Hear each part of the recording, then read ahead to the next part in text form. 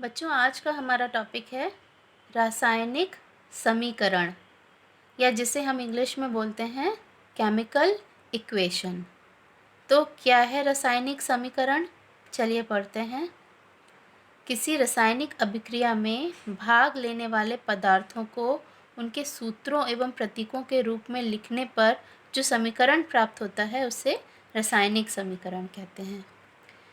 तो रासायनिक समीकरण क्या है? जब कोई रासायनिक अभिक्रिया होती है तो उसमें जो पदार्थ भाग लेते हैं, यानी जो पदार्थ क्रिया कर रहे हैं और क्रिया के उपरांत जो पदार्थ बन रहे हैं, उनको यदि हम उनके प्रतीकों या सूत्रों के रूप में लिखते हैं तो सूत्रों और प्रतीकों के रूप में लिखने पर जो समीकरण प्राप्त होती है उसे हम रासायनिक समीकरण कहते हैं।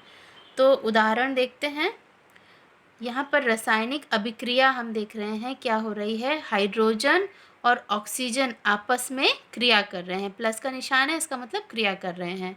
तो हाइड्रोजन और ऑक्सीजन जब क्रिया कर रहे हैं तो उसके उपरांत क्या बना रहे हैं? जल।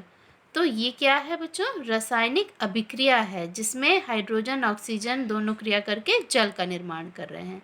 अब यदि इसी रासायनिक अभिक्रिया को हम इन पदार्थों के प्रतीकों या सूत्रों के रूप में लिखेंगे तो जो समीकरण प्राप्त होती है उसे हम रासायनिक समीकरण कहते हैं। जैसे देखिए रासायनिक समीकरण, हाइड्रोजन को हमने उसके प्रतीक के रूप में लिखा 2H2 प्लस ऑक्सीजन को उसके प्रतीक के रूप में लिखा O2।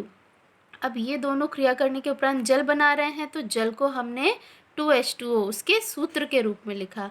तो ये जो समीकरण प्राप्त हुई प्रतीकों और सूत्रों के रूप में लिखी हुई, इसे हम कहते हैं रासायनिक समीकरण।